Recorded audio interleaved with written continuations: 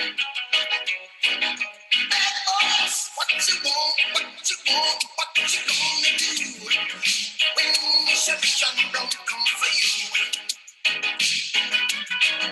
Tell me what you wanna do, what you gonna do. Yeah. Bad boys, what you gonna do? What you gonna do when they come for you? Bad boys, what you gonna do? What you gonna do when they come for you? When you get in the boat and you're out getting your butts. Hey, get over! You in a white shirt! So why are you acting like a bloody fool? If you get in the apartment, 1 second, man. Bad boys. All right, welcome back, class. We're picking up with chapter 6 on criminal law. And you may recall with our interview with Steve from the Department of Transportation, that was his song that he recommended with a legal theme. And I myself grew up as a fan of the show Cops.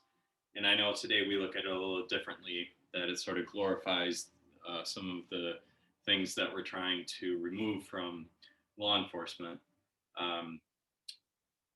Entertaining show when I was a kid, though, and it certainly demonstrates the difference between criminal law and civil law. So we'll talk about that in a moment.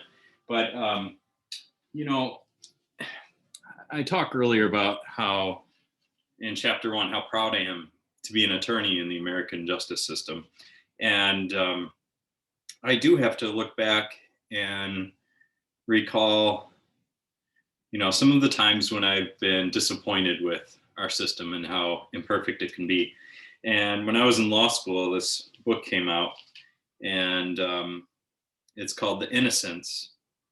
And it was when the Innocence Project was just starting out. Attorney Barry Scheck was on top of the DNA evidence and the possibilities of people getting exonerated from DNA evidence. And I was just so moved by the cover of this book. These are many individuals that the Innocence Project was able to exonerate in its opening movements. Now there's hundreds of people, and you know, it's a movement now. It's not just one attorney, but you know, the stories in this book show the imperfection in our system and the sacrifices that some people's lives have gone to for that system that I tend to brag about, and I'm so proud of being part of. So, you know, the difference you see with criminal law and civil law is that people's lives are taken away. The stakes are very high.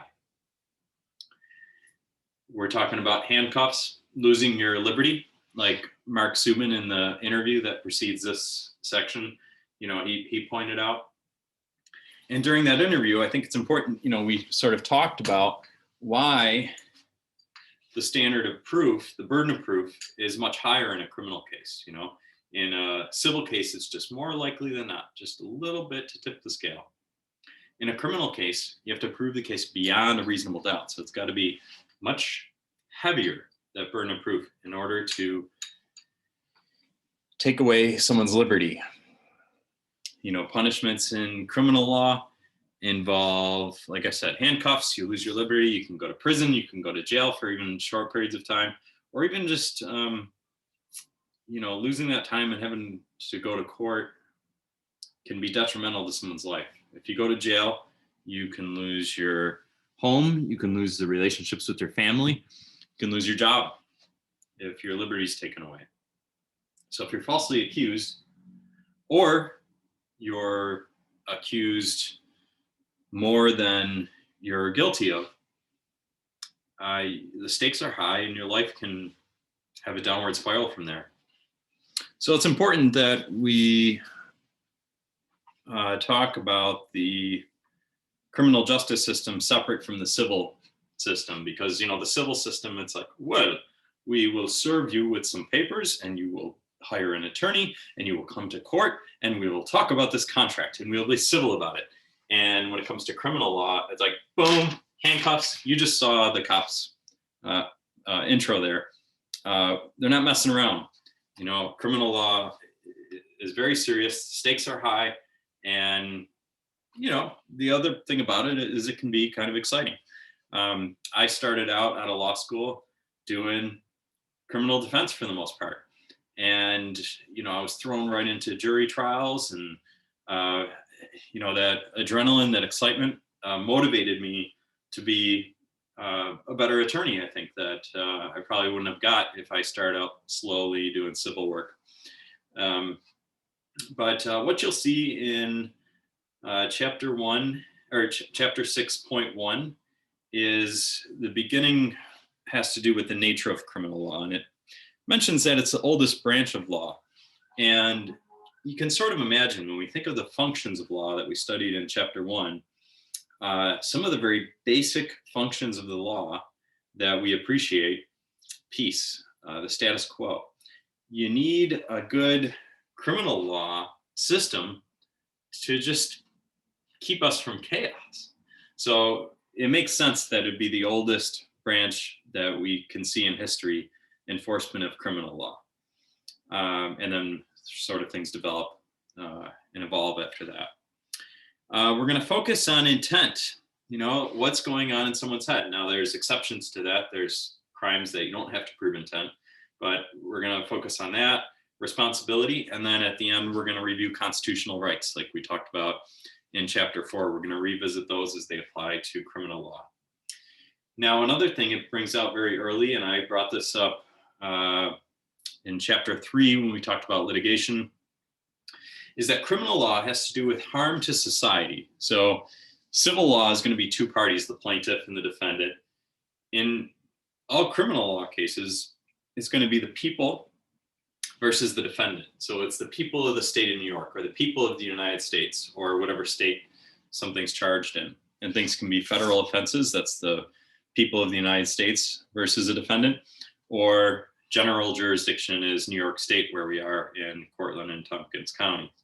But you're going to see the people of the state of New York listed as the party in a criminal matter in New York State. Another thing we're going to come back to, but it's very important we talk about it, just basic lesson, is that ignorance of the law is not a defense. Okay? So what you learn in this chapter, and that goes generally, there's not really much exception to this rule that ignorance is not a defense, that you need to know, especially if you're going into business. You need to know business law and you need to know the criminal part, especially because you could end up going to jail just because you don't know the law. I see that concept played out a lot when it comes to traffic cases. So if you get pulled over, a lot of times people don't know a particular law, or they don't know how to defend themselves from that law. And they'll start saying things to the police officer like, well, I wasn't paying attention to the speedometer. I wasn't paying attention to the speed limit. And really, you just should keep your mouth shut because you're admitting to the offense to the police officer. Ignorance of the law is no excuse. Okay, the next concept I mentioned earlier, we're going to talk a lot about intent, what's going on in the head. But we're going to talk about two Latin terms. And those are the actus reus. And the actus reus is the elements of a crime that have to be proven involving the act, behavior. So actus reus, it's Latin, but I think it's pretty easy to spot because it has that word, act. So think of the activity or the acts that are required to prove that offense. The other Latin term is mens rea, okay? Mens rea, that is the intent, okay? So it's a little bit not as easy because we don't have the word act in there, but the clue is going to be in the word mens, okay? And I want you to think of mental, or if you think of Mensa, which is the club for people with a high IQ, if you've heard of that before. But mens rea is Latin for the intent, okay? And generally when we're talking about crimes, we're going to talk about the elements that the prosecutor has to prove beyond a reasonable doubt. And then you're going to generally have to prove both the actus reus, or the activity, the act, and the mens rea, what's going on in the person's head. So we're going to go through a bunch of offenses, and you're going to see that generally they have elements from both of those categories. Now, that's not true for every offense. There are offenses that are what we call strict liability. And in those cases, the prosecutor doesn't concern itself with proving what's going on in the person's head, generally. So an example of a strict liability crime can be common in business law, increasingly common. And we're going to have a case at the end of the chapter, US v. Park, where there was some argument about whether the CEO of the company was criminally responsible because he wasn't aware of everything, maybe firsthand what was going on. But it's considered an administrative regulation that had criminal liability attached, and they didn't have to prove that he actually knew that there were rodent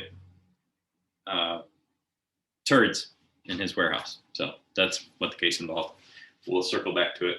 But just some more common examples are strict liability crimes, DWI, driving while intoxicated. You don't have to know that you're over the legal limit. If you're over 0.08, that's it. They don't have to prove anything more than that. They have to prove the actus reus, that you're driving, that you're intoxicated. And in New York State, that's 0.08. If you're over that limit, they really don't care what's going on in your head, and they don't have to prove it. Another example is statutory rape.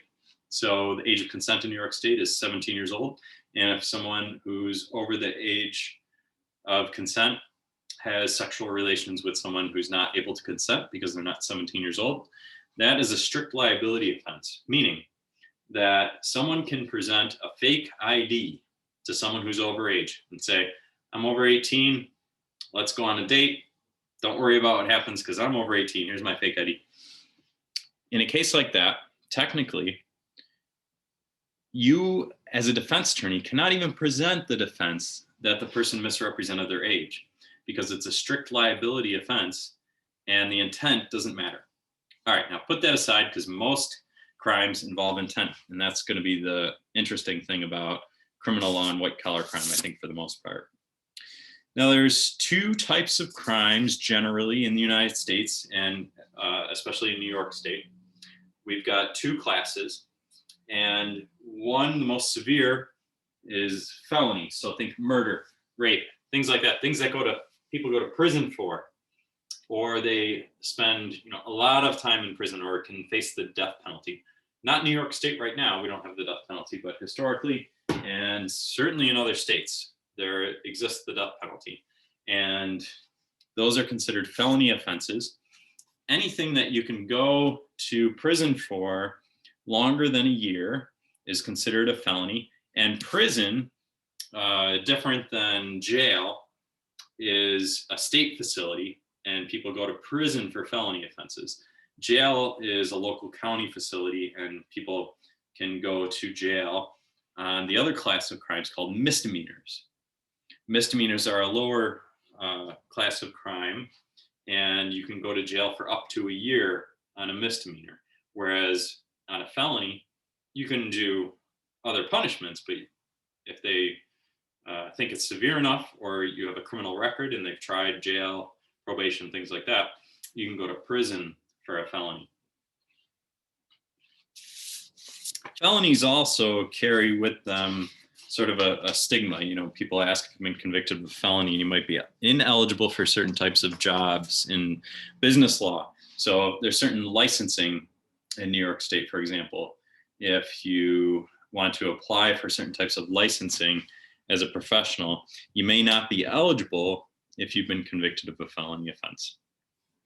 Now, I talk about jail or prison, and I'll share with you a little tool that I use when I'm practicing criminal law and someone wants to know what they're facing if they're convicted of an offense. And so I'm going to share with you the tool that I use and try to demonstrate this to you live. All right, this is a program called Crime Time, and you are free to copy that web address and just mess around. And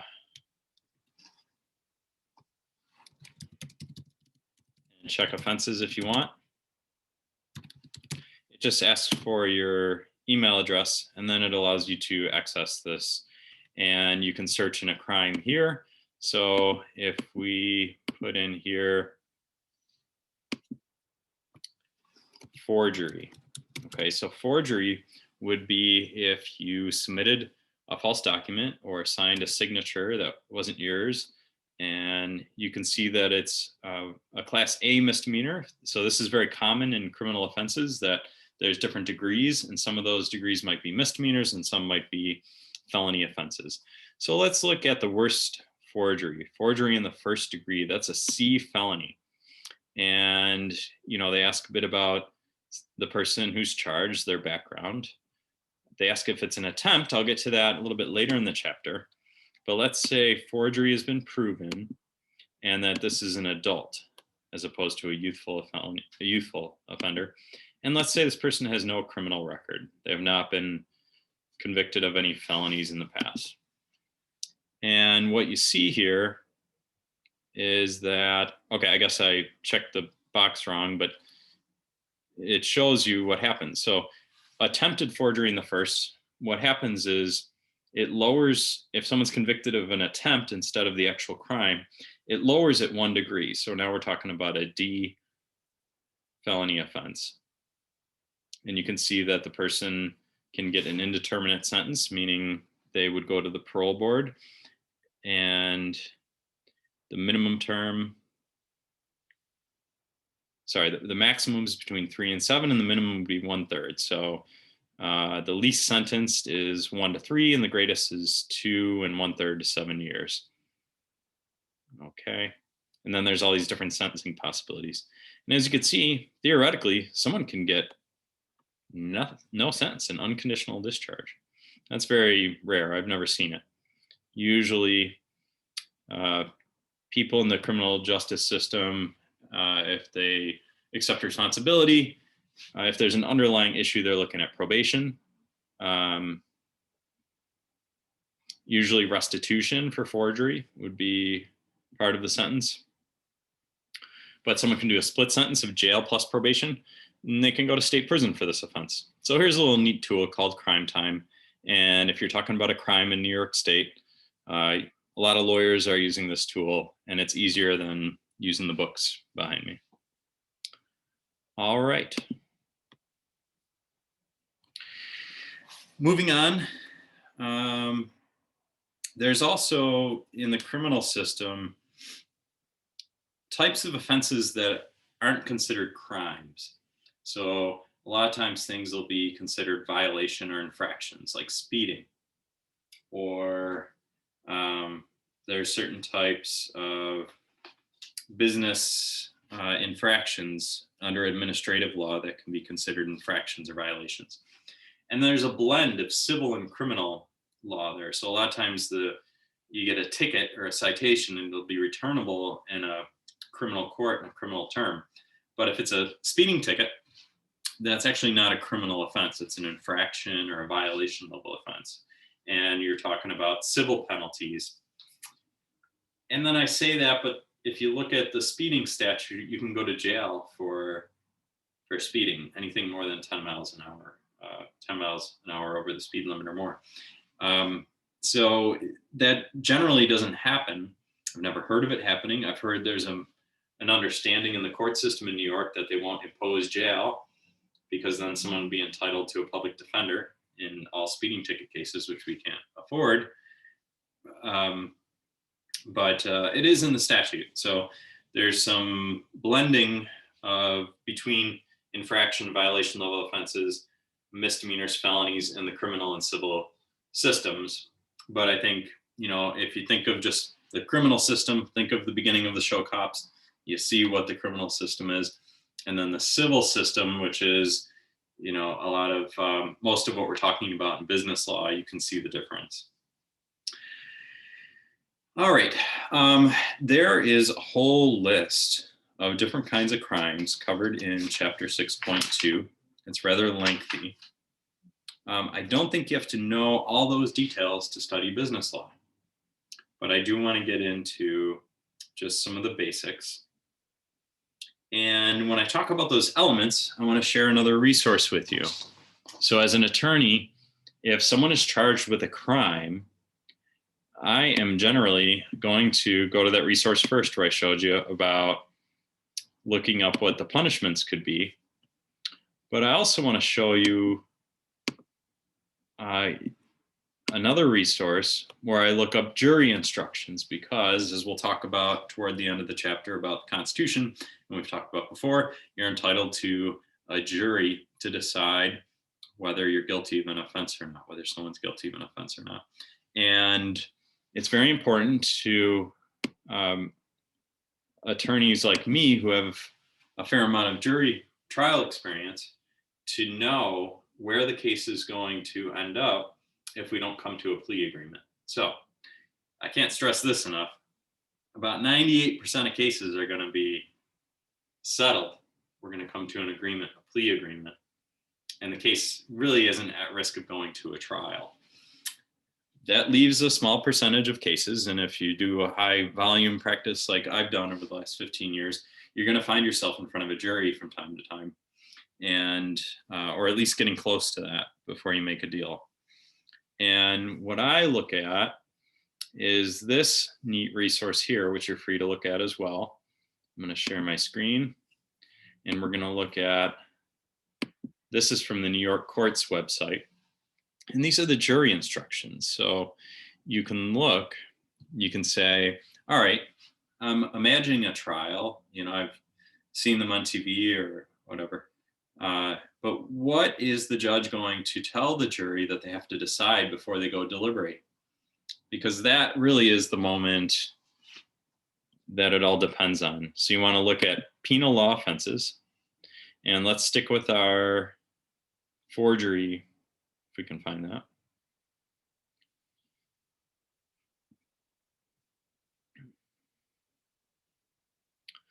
So here's forgery. And forgery in the first degree, we'll see that the judge would tell the jury at the end of the case, he or she would simply read to the jury, under our law, a person is guilty of forgery in the first degree when, with the intent to defraud, deceive, or injure another, he or she falsely makes, completes, or alters a written instrument, which is or purports to be, or which is calculated to become, to represent if completed. And then, the judge would insert maybe a check, let's say, or some other type of instrument. So, here the judge is going to give them a little lesson, the jury a little lesson about intent, because that's a necessary element. They have to prove what's going on in the defendant's mind. So not just that there's a check with someone else's, with someone's signature not on it, or it's a signature different from the person who actually is purported to be on the instrument, but there has to be the intent to deceive, okay? Now there's a lot of details here. You can look that up yourself if you'd like. And you can look up all these interesting offenses here and find out what the jury reads. But I just wanted to give you some real life experience of how I do my job when it comes to a criminal case. And it's very routine. I look up those two resources, and I'm generally able to tell my client where the case is going to go when we're talking about a criminal offense. But forgery is one of those mentioned in 6.2. Before that, assault and battery. And assault, hopefully you've heard that term before, but that generally means sort of a physically or violent offense on someone.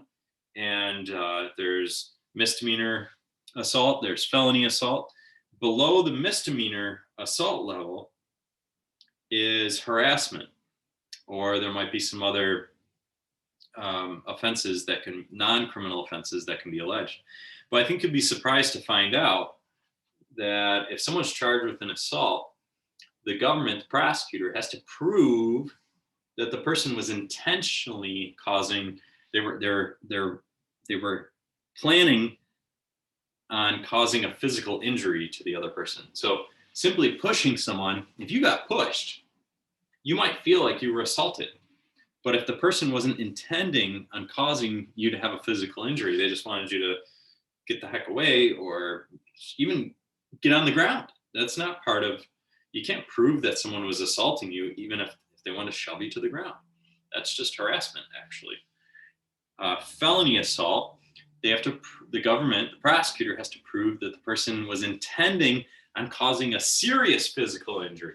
So a serious physical injury is defined in the law, and it's very serious.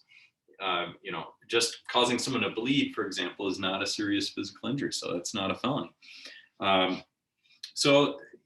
a lot of specific things in the law when it comes to criminal offenses that I find very interesting when it comes to these offenses. Theft. Theft is something that we call larceny generally, and it's pretty easy in New York State right now to differentiate between different kinds of larceny. One's called petty larceny. That's anything under $1,000. And there's grand larceny, and that's anything over $1,000. And the reason that's easy to remember in New York State right now is because you hear the term a grand, that's 1,000. So grand larceny is anything over 1,000, that's a felony. Anything under 1,000 is going to be a misdemeanor or petty larceny. Then there's different money amounts that make larceny, depending on what state you're in, climb from, in New York State, the lowest level of felony is an E felony. So you go to a D felony, a C felony, depending on the amounts of money that are stolen. There's other types of elements in offenses like forgery or falsifying business records that make the offense more serious. So for example, petty larceny, if you use someone's credit card and you don't have permission and you buy a pack of gum that costs $1.50, that would be petty larceny. But because you used someone's credit card, that is an additional and separate felony offense, using someone else's credit card. Now they have to prove the intent. So, if it's someone's credit card, maybe a family member's who you've used before, they can't prove perhaps that you were intentionally, without permission, using someone's credit card. If it's a stranger though, you're in deep trouble. Basically, petty larceny isn't petty larceny if you're using a credit card. Now it becomes a felony and you could be going to state prison if you use a credit card to commit petty larceny. Other offenses covered are robbery. Robbery is a type of larceny when you use force or the threat of force. So if someone comes up to you with a gun, demands all your money, that you just been robbed. Burglary is breaking and entering into a home or a building. And so to be clear, if someone breaks into your house in the middle of the night and you stay asleep and they steal all your stuff and you stay asleep, you have not been robbed, you've been burglarized. If someone robs you on the street, they hold up a gun, show you a knife, or they say they're going to beat you up to steal, that's robbery. That's not a burglar. So I'll go into burglary more in a little bit. I was robbed when I was a kid. I had these sneakers on that were new, and I grew up in Buffalo in like the middle of the city, and I was walking home from the subway and I got surrounded. My brother and I got surrounded by a group of robbers, and they said they liked my sneakers and they didn't want to beat me up. So I took off my sneakers and walked home in my socks, and it was humiliating. I was robbed. That's robbery. My house had been burglarized a couple of times when I was a kid. I stayed asleep, so I wasn't robbed. I was burglarized. They broke into our house and they took stuff. They committed larceny. So those two examples from my life. Hope it doesn't happen to you, or it didn't happen to you. Let's see. Burglary. So the offenses of burglary involve two separate elements. So it's breaking in, or what otherwise would just be trespassing, and then the intent to commit a crime therein. So, give you an example from early in my career again. This is in Steuben County, and the jail in Steuben County is in Bath, New York. And in Bath, New York, you've got the jail sort of on the outskirts of the village. And then in the middle of the village is where you get your social services. So if someone's leaving the jail and they don't have a job and they're homeless, that's where they should go to, ideally. My client had met someone in jail who said, you can crash at my place for a little while. Me and my girlfriend, you can crash with us for as long as you need to get on your feet. And my client had left the jail after serving a significant sentence. I want to say it was 6 months to a year. And it was cold out and rainy. And he really just had the clothes that he went in with back when it was warm out. And I think they give him $20 or something like that, but not enough to really get yourself around. And he was walking and he saw a home in the neighborhood that he was walking through that had been abandoned and damaged. So it was obvious to him that the house had gone through a fire and it was abandoned. And because it was cold and rainy, he thought, I'll go in there for a little bit and get some shelter. And he went in and he saw a raincoat and some boots. And he said, well, this is exactly what I need to get back on the road and get to my buddy's place and spend the night. So rather than spend the night there, he got the boots, the coat, and he moved on to his buddy's house, to the guy that he met in jail. And he got there, and his friend and his girlfriend wanted my client to have a threesome with them. And he was uncomfortable with that. He said, I got a fiance. She's coming to meet me soon, and I'm not interested in joining in your threesome.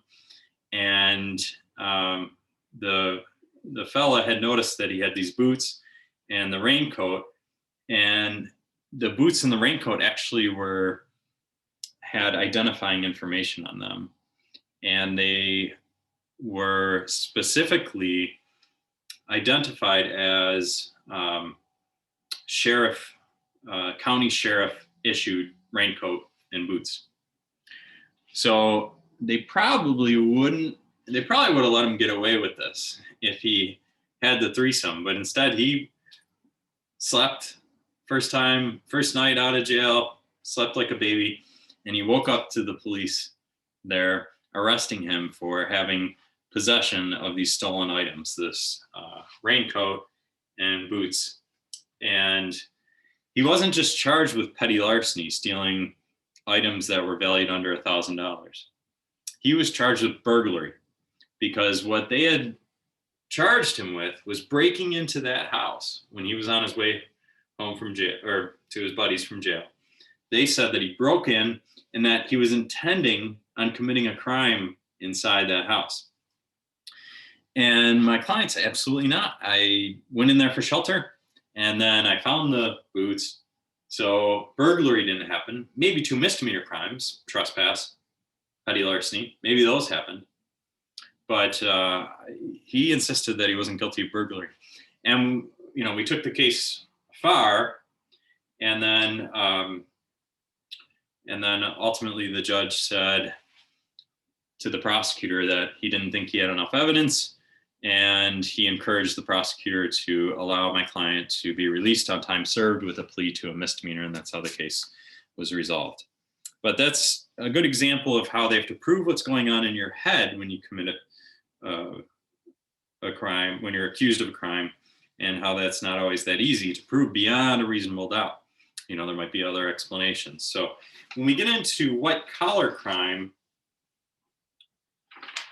which is, I think, primarily the lesson that we're going to be talking about with respect to business law, is that things can happen in the course of business which are not necessarily crimes. They can be mistakes. And to prove their crimes can be difficult for the prosecutor to do. Now, here's a little brief video which defines a lot of white collar crime. And I think rather than me tell my long war stories, I'm just gonna let this CNN video, which is pretty short and covers a bunch of the definitions covered in this chapter. I'm gonna let the video do the talking here. And I recommend maybe watching this a few times so you get these definitions. Or you can look at the book for reference.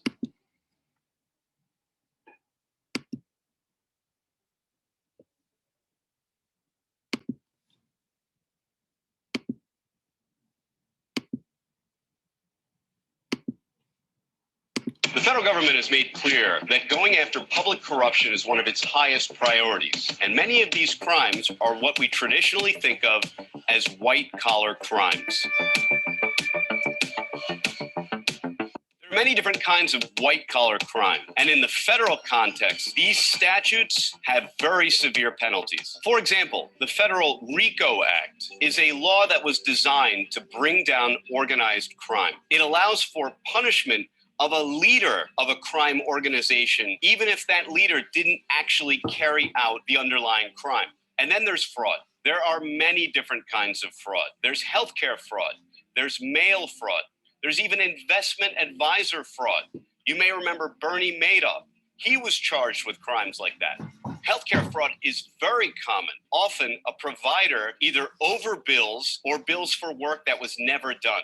Money laundering is a crime where you accept money knowing that it comes from an illegal transaction and you conceal its illegal source. Bribery is when you offer somebody money for them to improperly do something for you. Often that's a public official.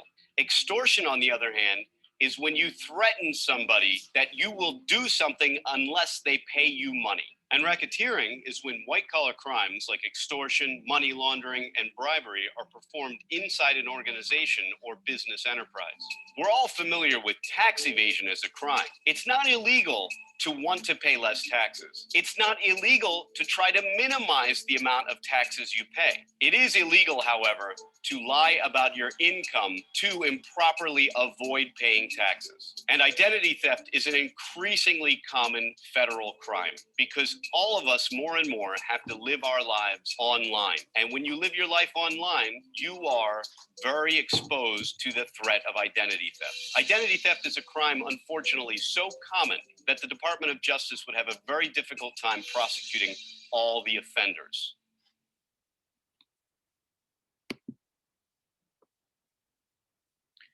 All right, well, there's a lot to that video.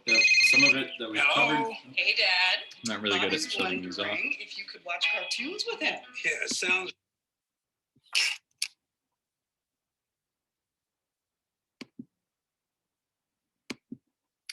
All right, so again, I think he does a good job of just going through a lot of the common kinds of white-collar crime. Another point that he makes in the beginning of the presentation is that there's a trend toward prosecuting these crimes, especially at the federal level, and holding people accountable for it. And that trend, I think, is just very important to understand. You know, when it comes to criminal law, we think of on the street, you know, people being caught in violent acts or things like that. On the other hand, think about the lives that can be ruined with white-collar crime. You know, it's one thing, you know, someone gets mugged for their wallet on the street, and, you know, or I told you I got robbed for my sneakers, and, you know, of course, that was very frightening for me. I mean, to this day, I still, you know, wonder if I'm being followed up for someone who wants to steal something from me. And that can ruin your day, you know, until you get new sneakers, you're out sneakers. But think about a CEO who commits a white-collar crime. The video mentions Bernie Madoff, and that's in one of the assignments earlier in the semester. But Wanda Sykes, the comedian, makes a good point. You know, someone who mugs you, someone who robs you, that can ruin your day. That can take away a few $100, how much money you have on it. But she says, I ain't never been mugged in my whole future.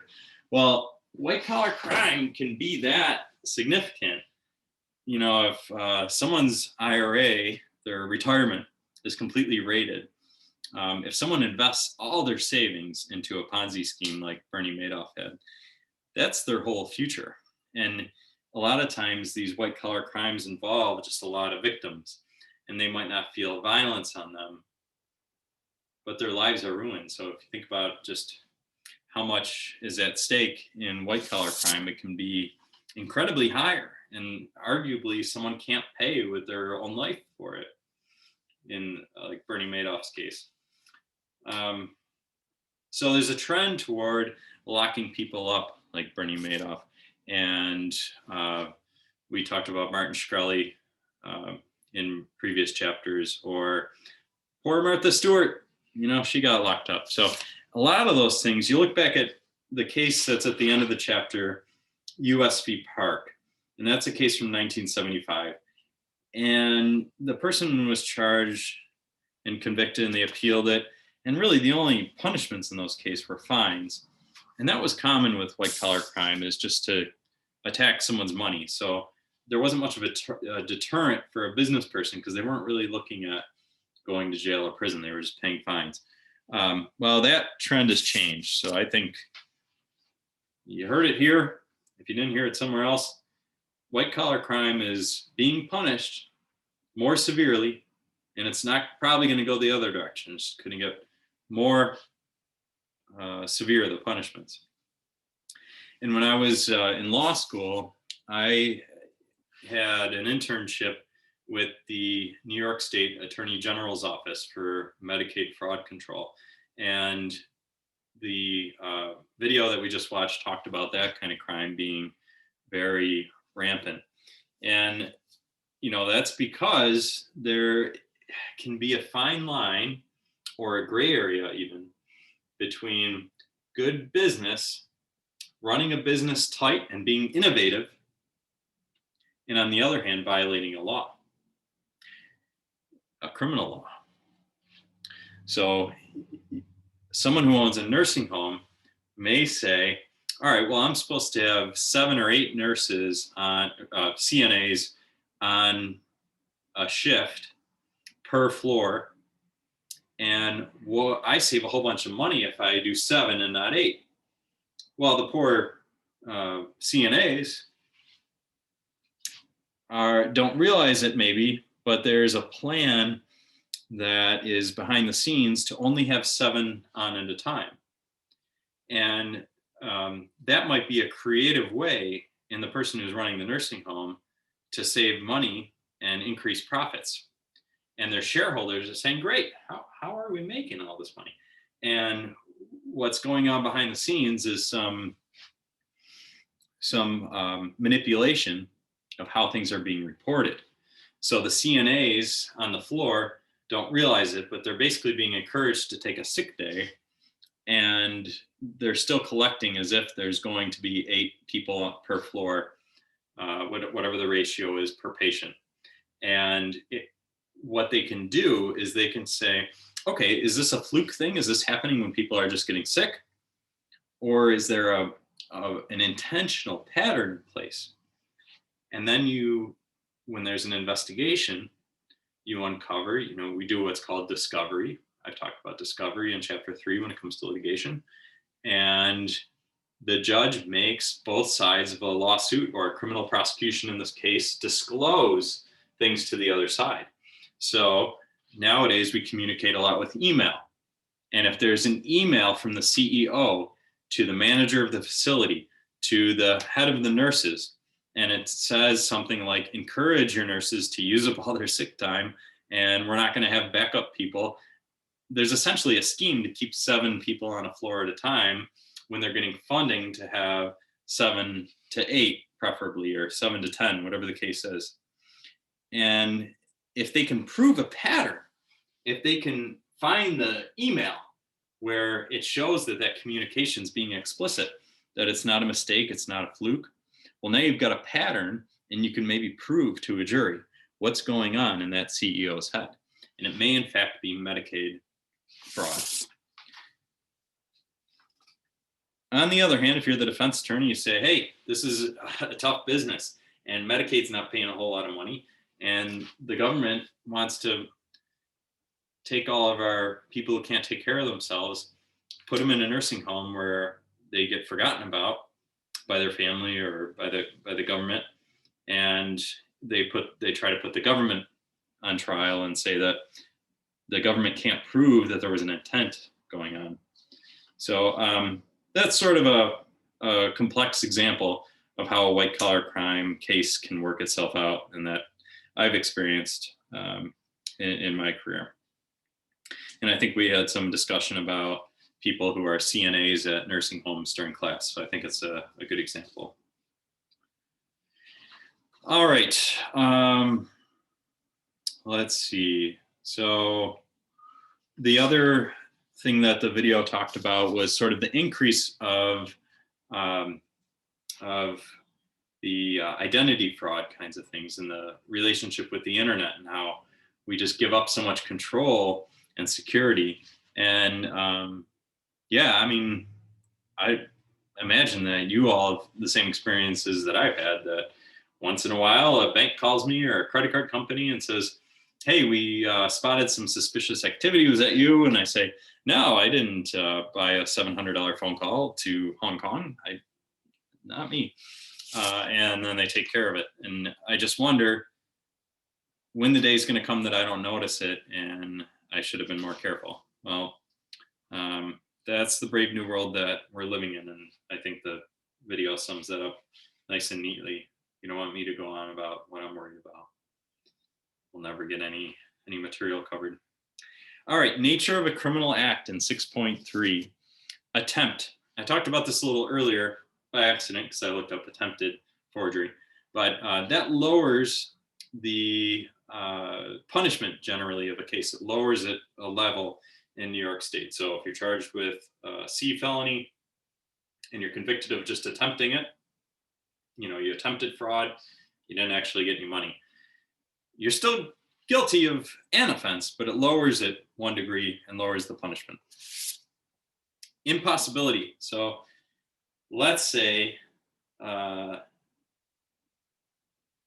someone possesses some oregano and they think that it's cannabis, and the person who sold it to them said it was cannabis, and they bought 3 pounds of it, so it's still a crime in New York State. Well, if the police test it and it's just oregano, then that's what we call an impossibility. It doesn't violate any law if it's not actually cannabis. Conspiracy. All right, so really any involvement in a crime can lead to your conviction of that crime. And I've got a few active cases involving methamphetamine. Okay, so methamphetamine is a drug that generally can be produced domestically.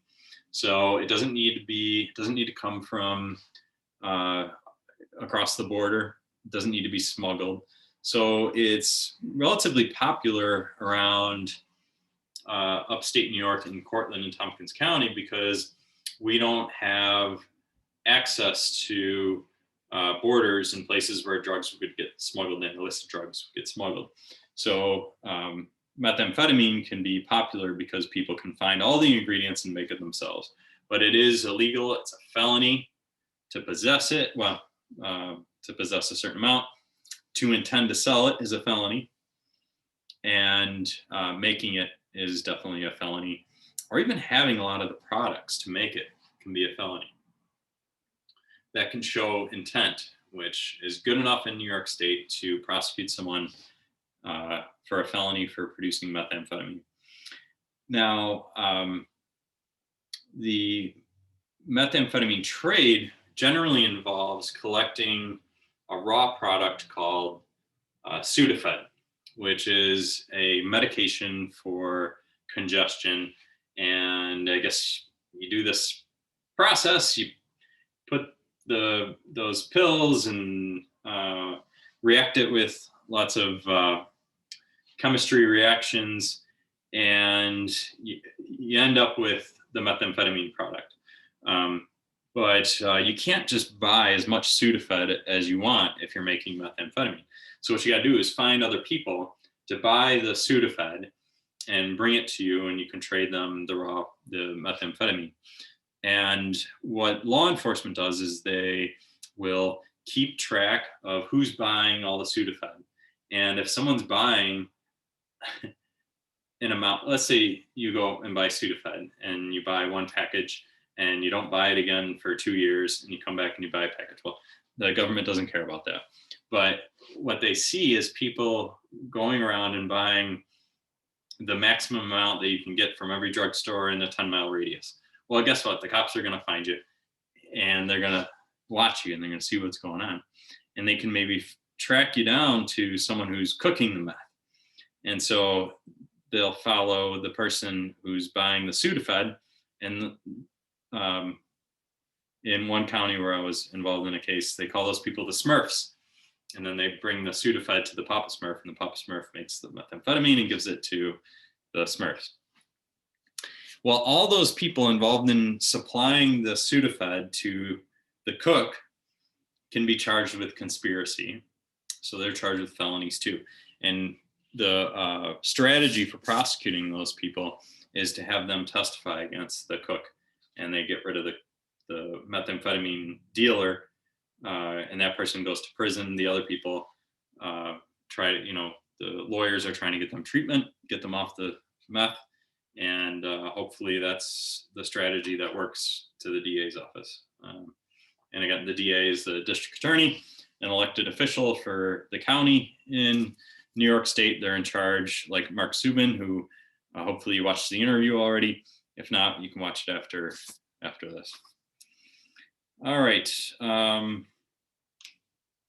We already talked about mens rea and strict liability crimes. Entrapment is covered in 6.4 as well. So entrapment is the idea that it's a defense, and if you otherwise would not have committed an offense, you can say you were entrapped by the government, for example. So if let's say, this is an example a prosecutor gave me once. He said, so a lot of times police use people who wear a wire. So they'll put a little lapel here with a little microphone and just hide a little wire, and they'll send a confidential informant to buy drugs, for example. And then they come out and they have it all recorded. They have the drugs, they mark the money. You got a prosecution with evidence right there. But entrapment would be as if someone wasn't selling drugs and they were framed by the government just to make the case happen. And generally that defense is going to be a weak one if the government can prove, if the prosecutor can prove that the person was sort of destined to commit the offense. So a drug dealer, is going to have lots of customers generally. But grandma, who maybe has a prescription for some Oxycontin, and her grandson says, "Oh, grandma, I don't have health care, and I have this awful injury, and I need just one of your pills." And the grandson maybe is wearing a wire with the police, and grandma gives him a pill. That's going to be entrapment, because grandma's not dealing drugs, and basically she was set up by her grandson to do that. But otherwise, if you're engaged in criminal activity and you're caught because of a confidential informant, so maybe if you're selling used cars and there's certain regulations that you're following, there might be someone wearing a wire and they can record what's going on with your conversation. So beware of that. I mean, these recording devices can be easily hidden. It may not even be the government behind it. I have a client who was accused of discrimination, And I don't know that they have a recording device, but they certainly legally, someone can go into a job interview and record the whole thing in New York State. Now that's different than California, for example, because in California you have a right to privacy in the Constitution, and they don't have the same rules. But in New York State, as long as one person is consenting to recording the conversation, then it's not illegal to record that conversation. So when you're doing business, someone might be out to get you. It may not even be the government. The government's not supposed to violate your constitutional rights, but other people, if they have a reason to do it, they can turn over evidence to the government. You can be in trouble that way. Lack of capacity, so if someone's underage or they have a mental disease or defect, if someone's intellectually disabled, that can be a defense to crimes that involve proving what's going on in someone's head. Also, intoxication is very limited as a defense. You don't want to use intoxication, but there are certain offenses that can be considered where they can't prove what's going on in someone's head because they were intoxicated. 6.5 goes into procedure. So generally with criminal law, you've got an arrest or you've got a warrant. There's a complaint or an accusation that's spelled out, on a piece of paper, an accusatory instrument, so you can defend yourself. Generally, there's going to be an arraignment in front of a judge, and that's where the judge makes sure you understand what you're charged with and what your rights are. If you're incarcerated, you have a right to a preliminary hearing. In New York State, that's going to be within 3 to 5 days, depending on if a weekend or a holiday is in there. And if they're going to hold you on a felony in jail, you're entitled to a probable cause hearing or a preliminary hearing on that. So you can be released while a case is pending, or you can be in jail, or you can be released on bail. Someone can pay bail to get you out of jail. A lot of that law is changing. I think it's for the better. People realize that it's not the Wild West anymore. People can't run away as easy. In fact, you can wear an electronic home monitoring device. What's the point of someone being in jail when they could be going on with their life wearing an electronic home monitoring device? All those things I talked about earlier in the chapter that come with being just accused of a crime can be minimized with some of the developments that are happening in criminal law, where someone's not incarcerated off the bat. They're presumed innocent and they have a right to a trial. So let's let that play out. And I think there's a lot of progress in the last few years in New York State, especially with that happening. All right, then we have plea bargaining. And like I said earlier, a very small percentage of cases go to trial, especially with criminal law. And again, I can't say it enough. Criminal law, the burden of proof is much higher. It's beyond a reasonable doubt. Not just preponderance of the evidence, like most civil cases we're talking about. We're talking about beyond reasonable doubt. If you're going to send someone to prison, you got to prove it beyond a reasonable doubt. Basically, you're going to ruin someone's life, especially when it comes to business law. I mean, it's very hard to recover. All you have is your reputation when it comes to business. And if the government's proved beyond a reasonable doubt, or you've admitted lying in a business transaction, it's hard to recover from that. But either way, we've got plea bargaining, and a lot of times you're given an incentive, a much lower level of crime or a much lower sentence is being offered to you versus the risks of going to trial and facing, I showed you crime time earlier, there's a big range of sentencing. And after a trial, if you didn't accept responsibility for something, a judge may give you the maximum sentence. So there's a lot of incentives for working cases out in plea bargaining, and that's most of what I do in criminal cases. And then there's sentencing, and again, you can go to crime time to see what possible sentences are.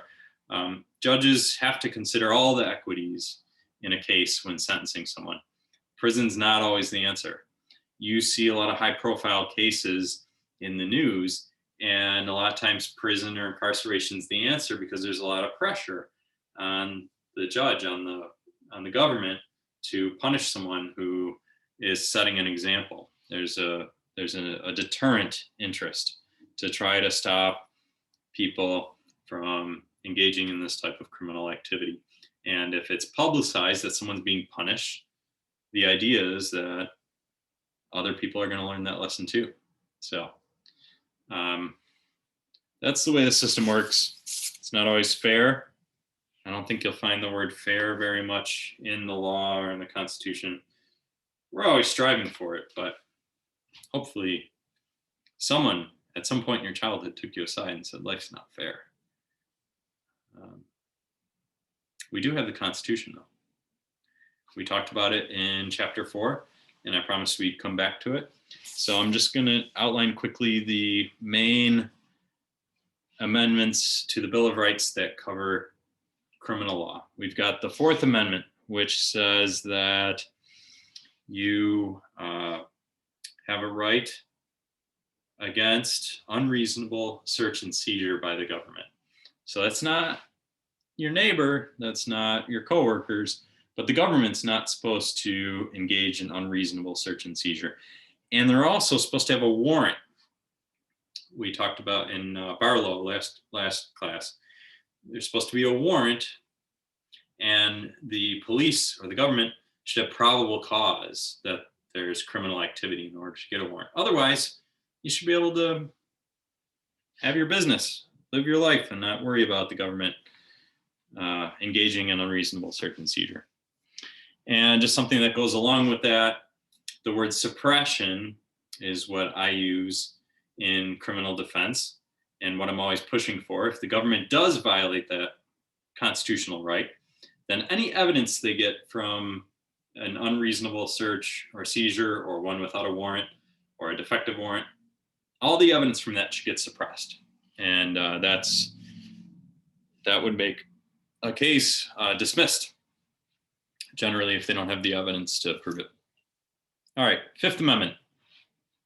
You've probably heard of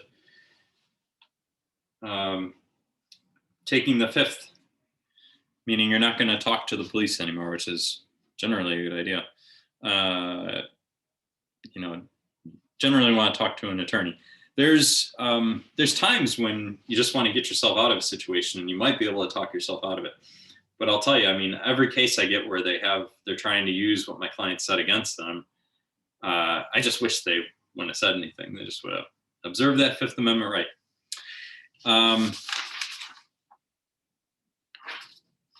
We'll come back to that in just a moment. The Fifth Amendment also covers double jeopardy. So if you are exonerated of an offense, the jury says not guilty, they can't just come back and try you again on the same offense. Or if the prosecutor never prosecuted it, they charged you, but they didn't take the case to a trial within a certain period of time, that's covered in the Sixth Amendment, speedy trial, your right to a speedy trial, but they can't come back and do it again. You also have a right to due process under the Fifth Amendment, which I think is the most important thing that I can say when I don't know what else to say in a case. Due process. Judge, we're entitled to due process here. In other words, I want to keep arguing. I want to keep convincing you that what's going on here is wrong. And you're entitled to that under the Constitution, the Fifth Amendment. Sixth Amendment, we talked about, speedy trial, you have a right to speedy trial. In New York State, generally that means the prosecutor has 6 months to present your case to a grand jury and get an indictment and start the case. If they have knowledge that you broke the law, that's generally the rule there. It also says that you can cross-examine witnesses against you, or you can confront the people who are accusing you. And that's neat because you get to, as a defense attorney, I like to think I can cross-examine a witness and poke holes in their story and convince a jury that the witness maybe didn't see beyond a reasonable doubt what they say they saw. And then it also gives you the right to meet, to counsel. So you have a right to an attorney in all criminal matters. Eighth Amendment says in the United States that we're not going to have excessive bail. I talked about that, bail before, or excessive fines as a sentence. And we're not going to have cruel or unusual punishment. What is that? That's up for debate, what that is. But I think that, you see some other countries maybe cut off someone's hand if they're stealing according to their law, or they're getting caned with a bamboo rod those are things that I've seen in my lifetime when looking at international law, and you generally don't see it in the United States, and that's why the Eighth Amendment. Then we've got sort of an application of that due process clause in the Fifth Amendment and the 14th Amendment, which came after the Civil War. And that gives us in criminal law the presumption of innocence and the beyond reasonable doubt standard, and that's because of precedent that comes from that. Now, I want to come back to the right against self-incrimination, but to do that, I'm just going to play a little clip from My Cousin Vinny, which is my favorite. A lot of you said it was one of your favorite movies too, but this is my favorite part of the movie, and it shows why this constitutional right is so important. I'm going to share my screen here and show that. Let's talk about that for a moment. You paid for the groceries. What? We went out to the car, and that's it. When'd you shoot him? What? At what point did you shoot the clerk? I shot the clerk. Yes, when did you shoot him? I shot the clerk. Hey, Dean, we need you out here. I'm in the middle of a damn confession here. Whoa! Wait a minute. I asked him if he did it, and he said, I shot the clerk. I asked him again, and again he said, I shot the clerk. Your Honor, no further questions. All right, so a little background if you haven't seen that film before. Ralph Macchio's client or character goes into a gas station and he's buying a bunch of supplies, and he forgets that he put a can of tuna in his pocket because he was running out of space to carry it. Then he leaves the store, and he doesn't know this, but people rob the store and someone shoots the clerk. And so they call him in for questioning because he was at the store. And he says, I'm sorry, I stole the can of tuna. I didn't do it on purpose. And the police mistake his guilt that he's feeling and his desire to disclose something as a confession to shooting the clerk. And the police officer there, because of everything that's going on at the time, he hears what he wants to hear. He hears him say, I shot the clerk. And actually what the character is saying is, what? I shot the clerk? I didn't know I was here because of a murder. And the police officer testifies that he admitted to shooting the clerk when actually it was a question. It was not an admission. In any event, if you find yourself being questioned by police, if you can politely just say, I'd like to talk to my attorney, that is the best way to handle that situation. All right, a couple of cases at the end of the chapter in 6.7. We've got State v. Mills. That is where, in 1964, the case is from Arizona, we've got a conviction for the offense of false pretenses.